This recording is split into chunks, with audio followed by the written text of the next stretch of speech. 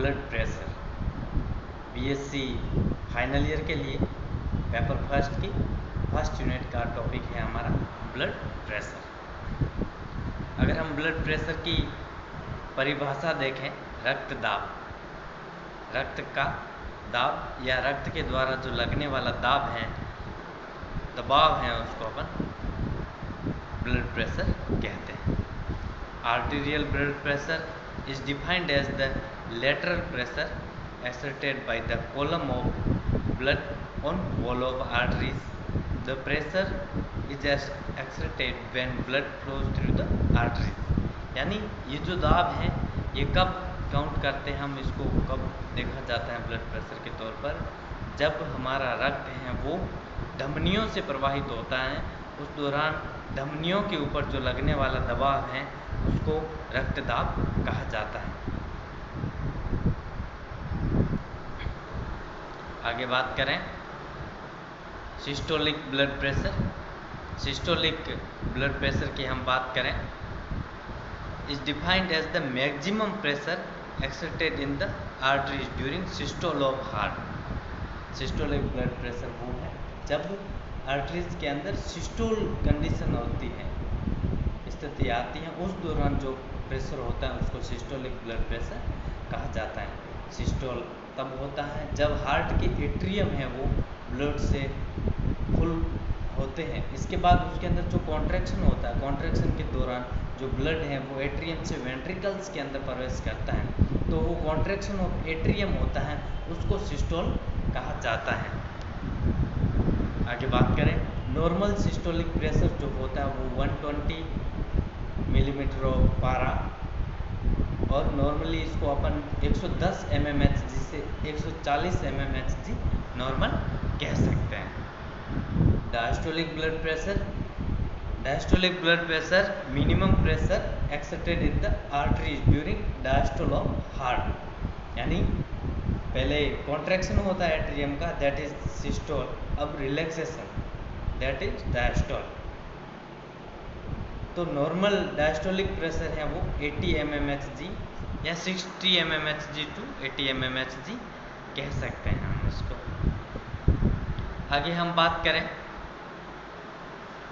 जो atrial systole है उसका टाइम होता है 0.1 सेकेंड। एट्रियल डायस्टोल का जो टाइम होता है वो होता है 0.7 second is equal to ventricular systole है उसका टाइम होता है 0.3 सेकेंड, और वेंट्रिकुलर डायस्टोल है उसका टाइम होता है 0.5 सेकेंड। तो इन दोनों को इजिकल करेंगे, जोड़ेंगे हम, तो 0.7 सेकेंड एक हार्ट साइकिल होती है वो 0.7 सेकेंड रहते हैं।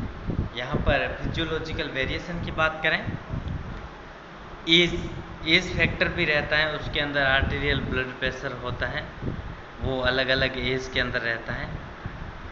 जैसे यहाँ पर आप देखिए सिस्टोलिक ब्लड प्रेशर है न्यूबॉर्न के अंदर होता है, वो रहता है 70 mmHg, और डायस्टोलिक रहता है 40, और प्यूबर्टी के अंदर हम देखेंगे एक तो 120 mmHg और डायस्टोलिक रहता है 80 mmHg जो नॉर्मल है एडल्ट के अंदर।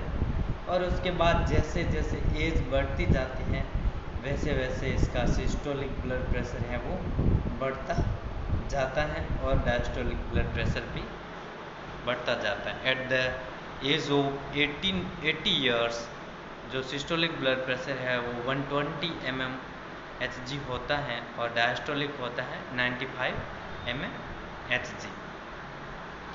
सेक्स के ऊपर भी फर्क रहता है, बॉडी बिल्ड यानी जो बॉडी शारीरिक संरचना है उसके अकॉर्डिंग भी इसके अंदर वेरिएशन होते हैं, डायरेक्शनल वेरिएशन होते हैं, खाने के बाद भी ये चेंज रहता है, स्लीप के अंदर थोड़ा लो रहेगा, इमोशनल कंडीशन के अंदर ये इंक्रीज हो जाता है जब गुस्सा या खुशी होती है, और डिप्रेशन के अंदर ये कम हो सकता है, एक्सरसाइज के अंदर ये बढ़ जाता है।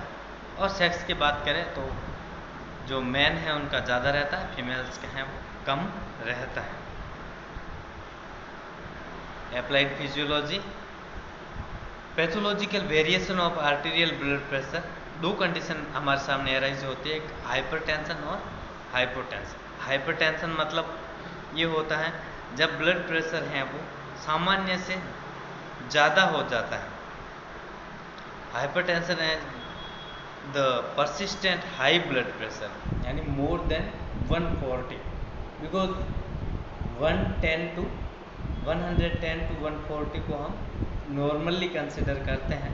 अगर नॉर्मली ये इससे ज़्यादा रहता है persistently continuously clinically when the systolic blood pressure remains elevated above 150 mmHg 150 mmHg से और डायस्टोलिक है वो ऊपर रहता है 90 mmHg से, तो इसको हाइपरटेंशन कहा जाता है और ये तनाव की स्थिति में होता है।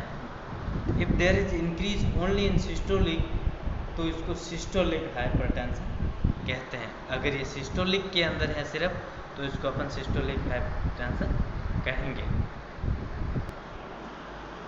आगे बात करें हाइपोटेंशन की, तो hypotension is the low blood pressure when the systolic pressure is less than 90 mmHg, तो इसको अपन हाइपोटेंशन कहेंगे। जब सिस्टोल होता है वो 90 से नीचे चला जाता है, क्योंकि नॉर्मली हम इसको 120 मानते हैं, तो उसको अपन हाइपोटेंशन कहते हैं। और डिप्रेशन जैसी स्थिति के अंदर ये होता है। Thank you. तो ब्लड प्रेशर के बारे में आप देखेंगे